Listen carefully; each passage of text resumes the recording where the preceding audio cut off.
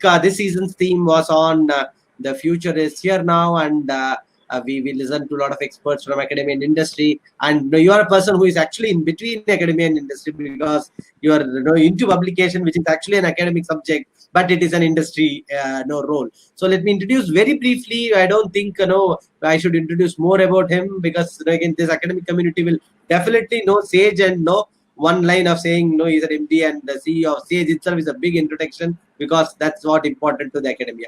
But still, you should also know he's a very good TEDx speaker. He's a motivational speaker. Sir has been a mentor, author, editor, teacher, and he claims to be a student forever. So with this, let me request you to deliver your keynote to the team of teachers of across India. Sir. Welcome. Great. Thank you. Thank you very much. Just give me one quick section. The future arrived yesterday. And did we actually know that it arrived? The signs were there, but I don't know how many of us saw it. The first thing was that technology. So we've heard a lot of technology this morning. I'll just take a simple one. The smartphone brought everything together, brought the world to you. And in less than a decade, a lot of what was state of the art was redundant. The second thing that changed was that businesses changed. Traditionally, businesses managed to control the supply chain, but that changed in the last 2 decades. Aspirations of human beings. So we aspired for different things at different points in our evolutionary period. But if you look at the last probably 50 years or so, the 3 things that I've seen changing are work loyalty. You had generations that generally joined a company. We had a gentleman from Tata's, and people, when they retired from Tata, their sons got the jobs at Tata. We had people who were loyal to brands. Branding was a big thing. When I was growing up, it was especially with jeans. You were either somebody who liked Levi's or you hated it, and then you had your own preferences. And today, you won't even recognize half the brands that people wear.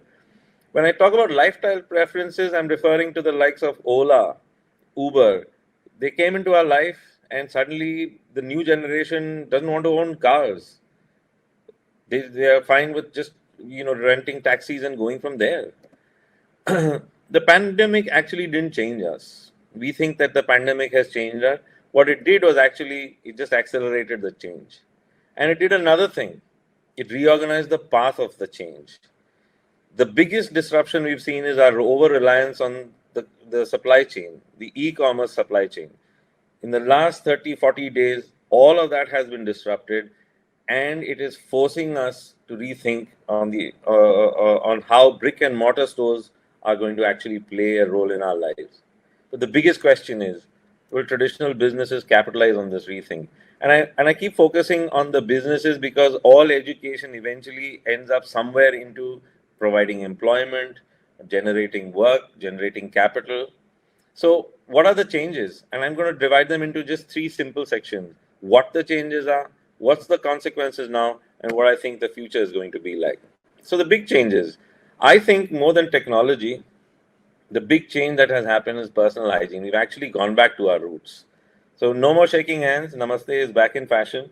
And I think everybody remembers that, the visual of Prince Charles, actually not wanting to shake hands and actually doing a namaste. The president of the United States doing the same thing. So we have going back to our roots. And then some years ago, I was very disturbed, and I wrote an article about how we I called it the pushy Indian. And, we love to push and shove. In everything that we do, we just want to be pushing and shoving. Compare that to the West, and people maintain a distance. And now we have to be distancing ourselves. It's going to become the new normal. Spitting or sneezing, big bane for all of us.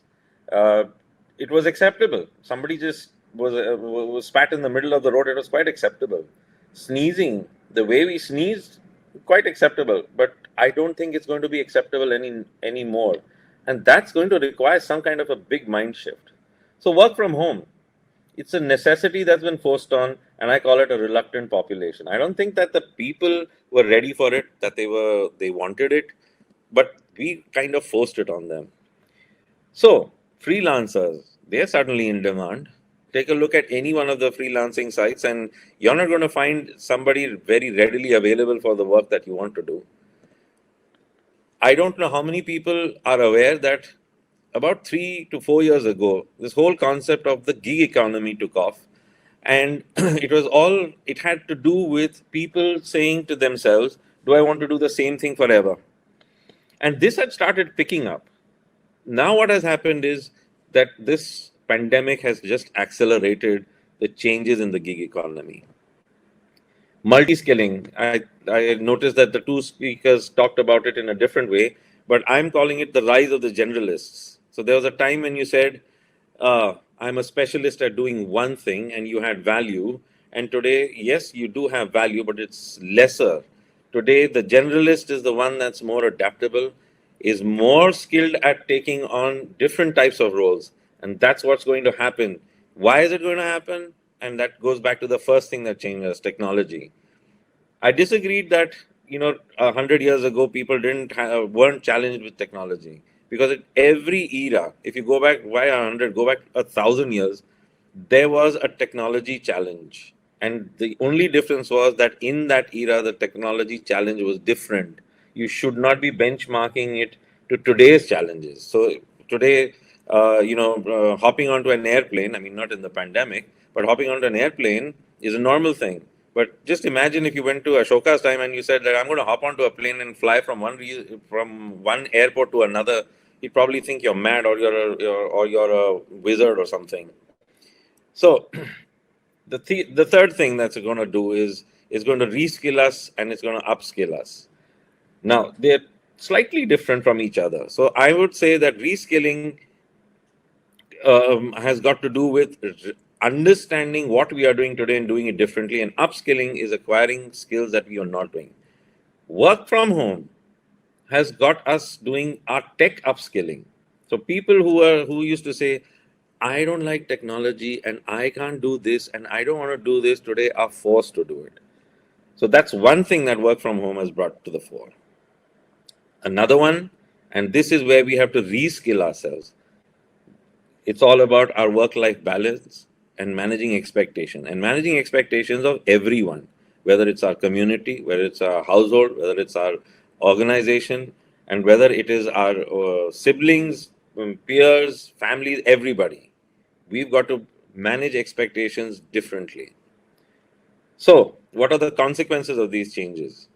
So, the COVID-19 is a wake-up call. For me, the most important lesson it brings forth is personal and social hygiene. You can have all the technology in the world, you can have everything that you want in the world, but if this is not managed, all of it is going to be of no use. Its management is going to either get us through or going to harm us and also harm the immediate world that we live in. Work from home. Lots been said about that, lots of debates, lots of webinars, lots of angles of what we can do, what we can't do. But what about the human capital? What about the cost that we are going to incur? And here is what we are seeing. First, there is this advantage of space. There's more space in the office because lesser people are coming in, so you'll do better space management. But are the individuals geared up to working from home? Actually not. They aren't. We have compromised as a nation, as individuals, as society. We've compromised how we lived because we wanted to have a better workspace. And today the reverse of it is being kind of thrust upon us. Individual homes are not geared for extended working, period. Workflow. Working from home means little or no paper workflow. And just look around you. Are we really ready for 100% paperless workflow? I don't think so. Even the government is not ready for it. How can we as individuals be ready for it? Then the big question, with all the technology that's coming in, there are servers, there are apps, there is technology that's gathering a lot of data about us. Will we be in an environment where the big brother is watching, or we live in an environment where big daddy is saying it's all right, just get on with it? We don't know how much policing is appropriate. So you have extremes. You've got an extreme environment. You've got the Setu app in India, which is kind of encouraging you to download and to be able to find out more about where the pandemic is, how is it going to affect you. But see what's happening in China. They've got cameras stationed everywhere. They know exactly where you've been, who you've talked to. You are identified by the cell phone signal. You're identified by your face. Your temperature is known long before you know what your temperature is. Somebody else is knowing about it. Now, how much of that is acceptable? So it's never going to be business as usual, even if the business is usual. If the businesses remain the same, nothing about them is going to remain the same.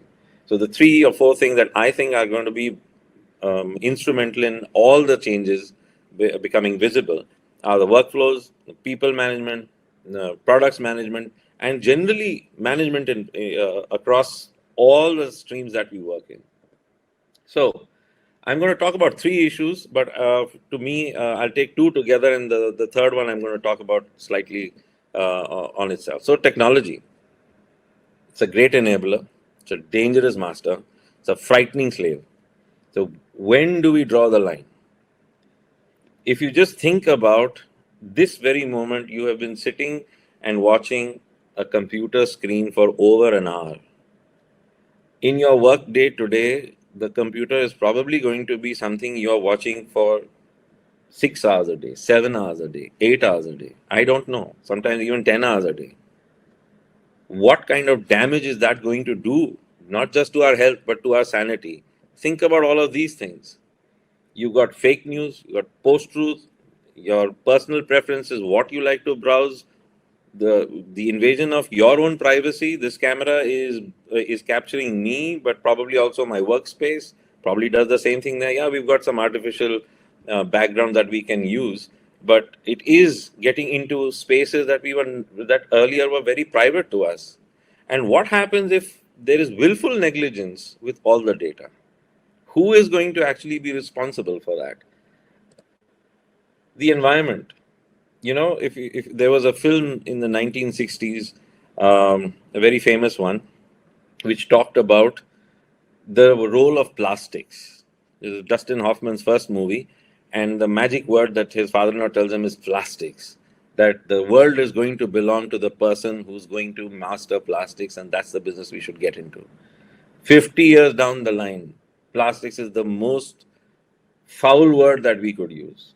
It's probably the biggest one that fires up emotions, and it is the one that drives us, to various different types of reactions.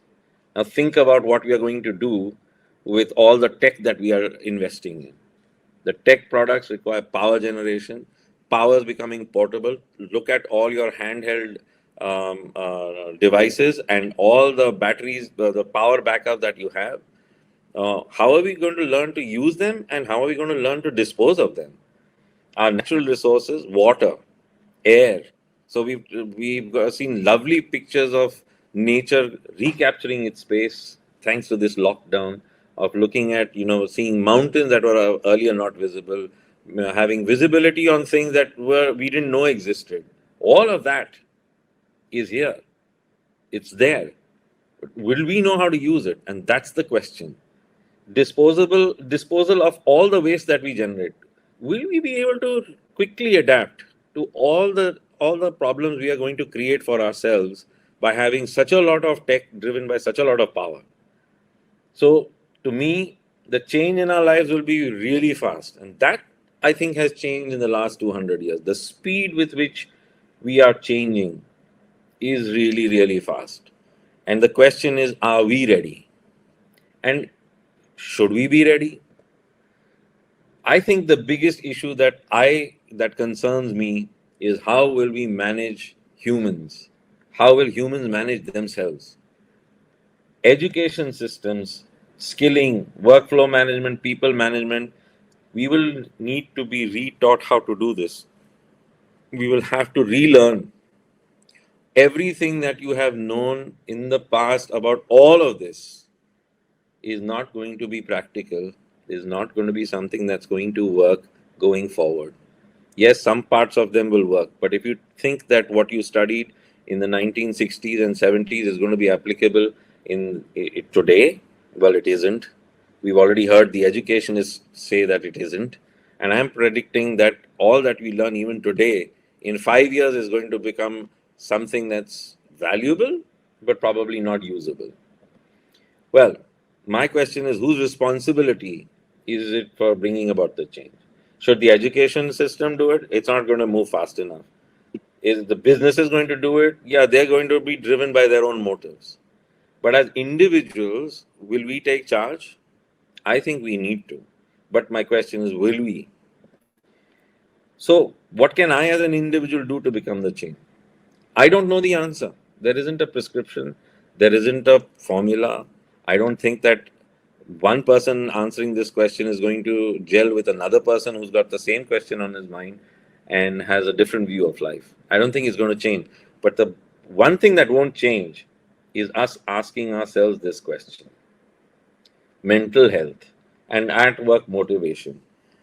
I cannot overemphasize, I cannot understate the damage that we are doing, or we will be doing, or will take place as we become isolated. We sit at individual desks and we sit at computers and screens, and the social connect. We are social beings.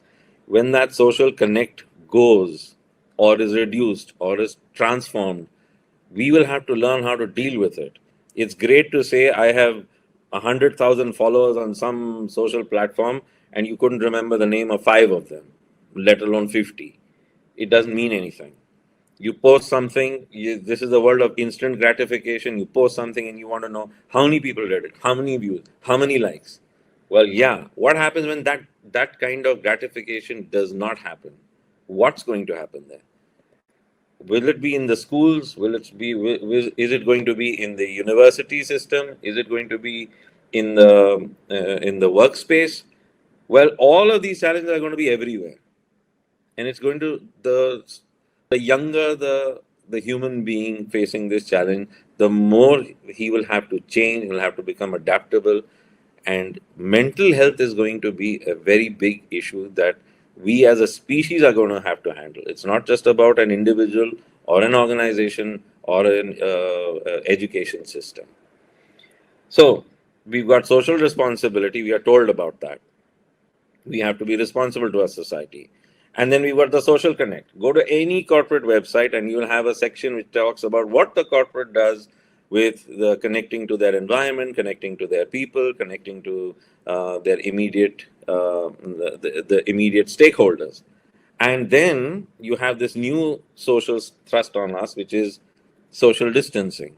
How are we going to resolve this conundrum? Well, we'll have to prioritize. It's a reality. Take a hard look around you, and it's a reality. I'm going to give you a small case study: the migrant workers. And yes, in terms of businesses, it's got some relevance. From an education point of view, you might be wondering why, but see how it affects you. So let's ask the big question: why did they move? Why did the migration actually take place? It took place because the people were insecure. They didn't have money and they felt secure in the villages. So the migration took place from the cities and it went into the villages. People went from there. Why? Well, because they felt safer in the villages. We didn't have a social security system, very poor in India. We're working towards it. It's getting much better, but still not where it should be. And support system. How many people in their community really supported the migrant workers? So, what lessons do we as a society need to learn? This is a problem that's going to affect us. Don't believe that it has affected a community that's a different, their dynamics are different. Don't be lulled into that. Tomorrow, the same thing could happen in a different way. You could feel insecure. You could be living in a city right now. You could be insecure. Or will we get food? Will the water supply be there? Will the electricity supply be there? Imagine your healthcare system. Will that be available to you? If that's been commandeered and taken for COVID management, will you be able to get even basic healthcare? And then the big question is, what led to the lack of funds and the lack of social security when the government has been doing something about it? Well, it was the businesses.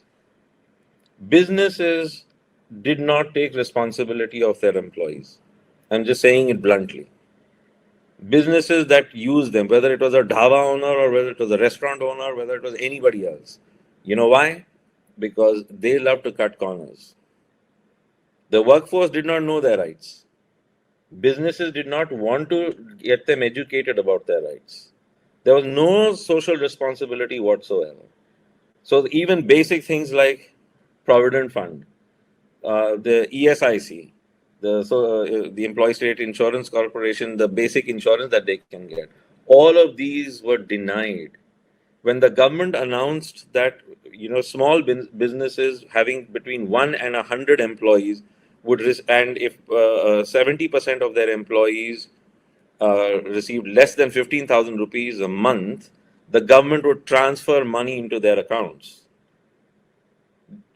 The big chunk of people who couldn't benefit were the ones who didn't have PF accounts. And why did they not have PF accounts? For two reasons. One, they didn't know about it. And two, their businessmen, the businesses that they work for, the entities that they work for, they didn't open any accounts for them. So that's what I had to say. And that's what I thought would be, my view of the world. And I thank you for this opportunity. Thank you, Raghav. Thank you, ICTAT. Thank you very much for having me over. I hope that I got across what you wanted me to share. Definitely, sir. Definitely. No, thank you so much. I think this is the closing talk for us during this entire season. So you made it light. You started with something very, very important to the society. You didn't focus only on academia. In fact, you covered the entire gamut. Thank you very much for being with us, sir. And in fact, many people were asking for the presentation, and they said it is wonderful, inspiring points that sir has been making. Thank you once again on behalf of Team ICT Academy and the entire community of educators. So with this, I think today all three presentations were awesome, and it was not very much technical for people to ask more questions. It is just like we all had to imbibe things, the inputs what all three of you gave. By any chance, if Dr. Sandeep Chanchetti and Mr. Ravi Arora is there, you can just switch on the camera. So let me just do the final close. Yes. Sir is there. I think Mr. Vivek Mehra. We had the Vice Chancellor of SRM University who spoke just before you, and Mr. Ravi Arora. I got part of his presentation. Yes. Yes, sir. So, sir, Dr. Sandeep Sanchetti, any closing remark of one sentence of yours? No, nothing very specific. I think all other aspects, I focus purely on the education side of it. Most of the other aspects were fully covered by the other two learned speakers. Yes, as I was saying right in my first slide, in India, in our context, we have not worked very much on the generation of newer things, whether it's a generation of technology or adoption or whatever. We have been a user, generally speaking. So I think we need to focus. Education can be the foundation for that without a doubt. And also we need to come out with, since there were industry talks and there were other things, I would say that we need to come out with what we call made in India, conceived in India, designed in India kind of a product, because our self-esteem as far as those points are concerned, that what have we contributed to the world is little low. But I'm sure the current young generation is very aspirational. They want to make the difference. They are behaving differently. They are working differently. They have the capabilities. And as I said, technology has done the leveling of the field, whether you are sitting in New York or in a small village. I think you can have the same access to same things. And therefore, hopefully, with these efforts, all of us will be successful in taking our country further. There's a lot to do and a lot to learn in this process. So my best wishes to all the teachers who joined you for ICT Academy's drive, and my thanks to your CEO, Shiv Kumar Saab, and to you for giving me this opportunity, and also to the co-panelists, both Mehra Saab and Arora. Thank you, sir. Sir, Mr. Ravi, any final remark? No, not really. My best wishes to you, and also I really liked hearing the two other speakers, Dr. Sanjeeti and Mr. Mehra, it was pleasant listening to you. So thank you for your time and thank you for sharing your thoughts. And thank the two presenters. I did get both of your presentations a little less, Dr. Sanjay. Thank you so much. And as requested by all the educators, we will definitely have all the presentations uploaded in the same portal, ictacademy.in/skycampus. We are ensuring all the presentations will be available to you, and the recording sessions will take a little time. It will take 4-5 days, but definitely it is also going to be available, so don't worry about it. So let me once again thank all the three speakers for spending their valuable time and giving us an inspiring session. Thank you very much to all three of you.